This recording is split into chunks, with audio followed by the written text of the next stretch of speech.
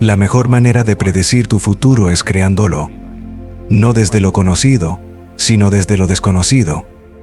Y cuando tú y yo nos sentimos cómodos en el lugar de lo desconocido, es ahí donde ocurre la magia, nunca en lo conocido.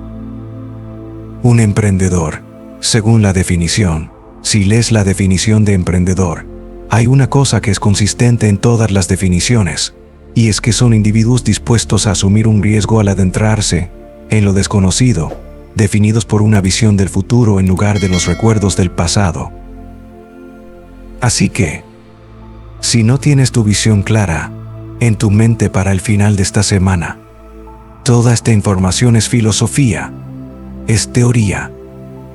Son datos intelectuales almacenados en tu cerebro pensante. Pero habrá un cierto porcentaje de personas en esta sala que aplicaran esta información, que la personalizaran, que la demostraran. Y esas personas que aprenden la información y la almacenan en su cerebro y pueden repetirla. Esas personas que empiezan a pensar en lo que van a hacer con ella, a medida que empiezan a pensar en lo que van a hacer con ella, comienzan a instalar el hardware neurológico en su cerebro y a prepararse para un nuevo futuro. Y cuando tomas toda esta información y dices, ¿cómo la voy a aplicar a mi vida? Y logras que tus comportamientos coincidan con tus intenciones, logras que tus acciones sean iguales a tus pensamientos, has escuchado a grandes líderes, has obtenido información específica sobre el éxito, entiendes qué es la inteligencia emocional y cómo cambiar una cultura, y empiezas a aplicarlo a tu vida. Si eres capaz de hacerlo, vas a tener una nueva experiencia. Y esa nueva experiencia va a enriquecer los circuitos en tu cerebro. Porque eso es lo que hace la experiencia. Y entonces te vas a sentir como un líder. Te vas a sentir exitoso. Te vas a sentir claro. Y en el momento en que sientas esa emoción, ahora estás enseñando a tu cuerpo químicamente a entender lo que tu mente ha entendido intelectualmente. Podríamos decir que el conocimiento es para la mente y la experiencia es para el cuerpo. Y en ese momento, estás personificando el liderazgo. Estás personificando el éxito. Estás personificando la claridad. ¿Por qué? Porque la emoción es la experiencia en forma química. Y en el momento en que sientes esa emoción, estás enseñando a tu cuerpo químicamente a entender lo que tu mente ha entendido intelectualmente. Estás personificando el conocimiento. Pero aquí es donde entra el experto. Si has tenido esa experiencia una vez, tienes que ser capaz de repetirla. Y las grandes personas en el mundo que son intransigentes siguen trabajando para reproducir la experiencia.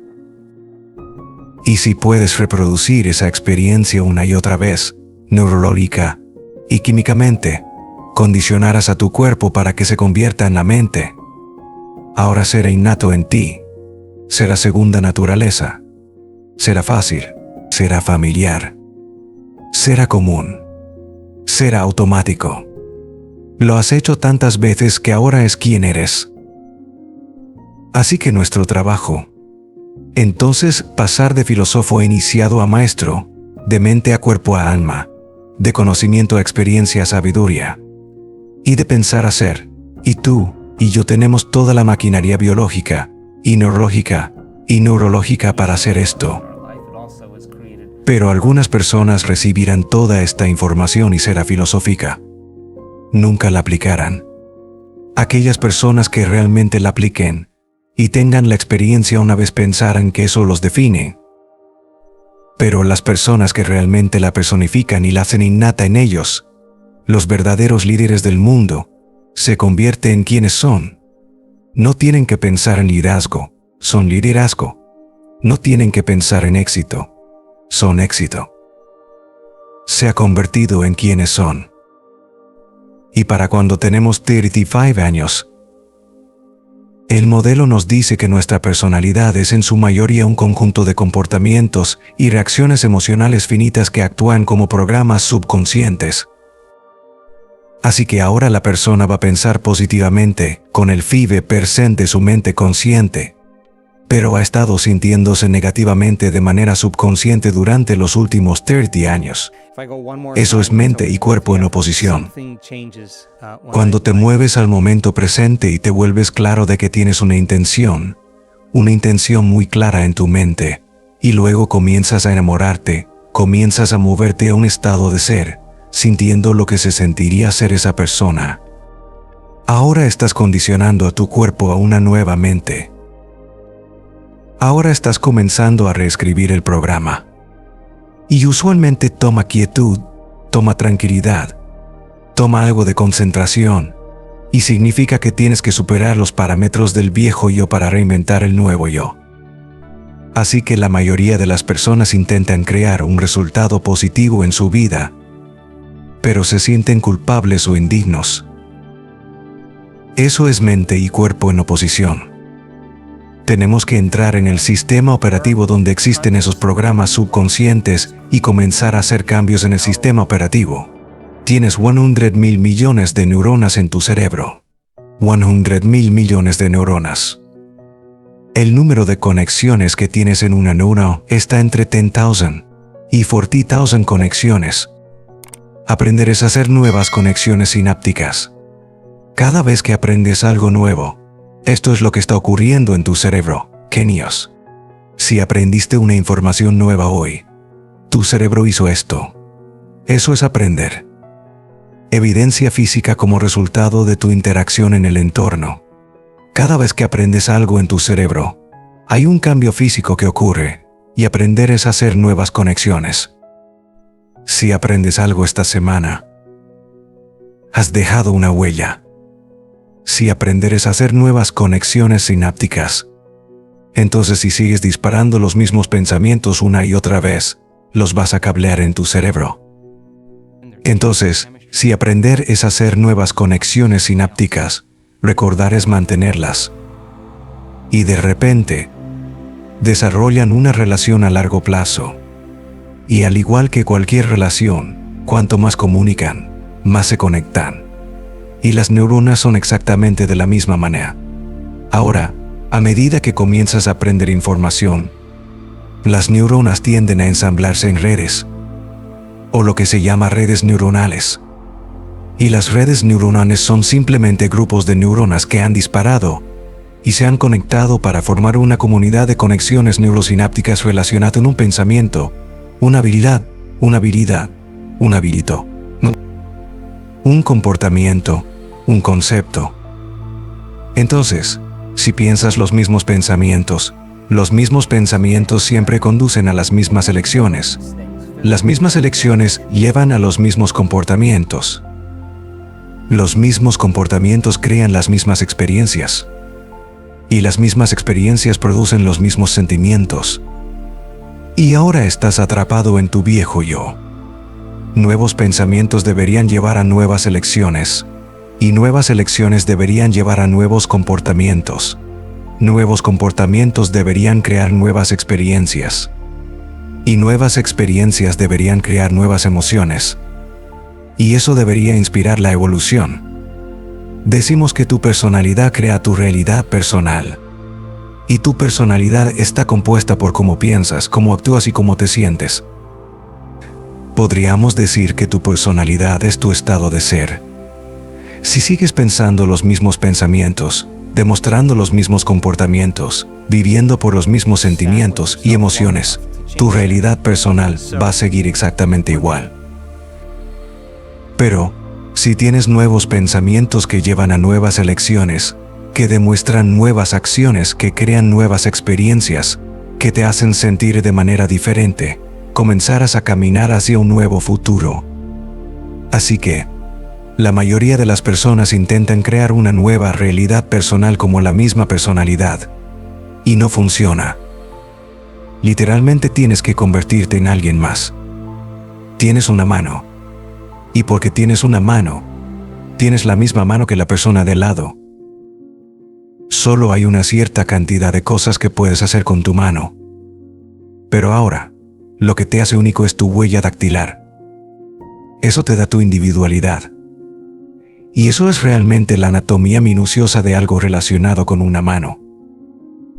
Entonces, ¿cuál es la división que unifica tanto los rasgos universales como nuestros rasgos individuales? Y la respuesta es la cultura. Y la cultura está definida por el entorno en el que vives, el entorno en el que trabajas, el entorno de tu familia. Un entorno está compuesto por solo algunas cosas. Personas, objetos, cosas, lugares, tiempo, mascotas. Y eso es prácticamente tu entorno. Entonces, la cultura de la Ciudad de México está definida por el entorno. Comes ciertos alimentos. Te gusta cierta música. Te relacionas unos con otros debido al entorno en el que vives. Y esa cultura se crea a partir del entorno, que es diferente de la cultura de Mongolia, porque es un entorno diferente, y tienen diferentes tradiciones, tienen diferentes costumbres, porque han tenido que sobrevivir en un entorno diferente.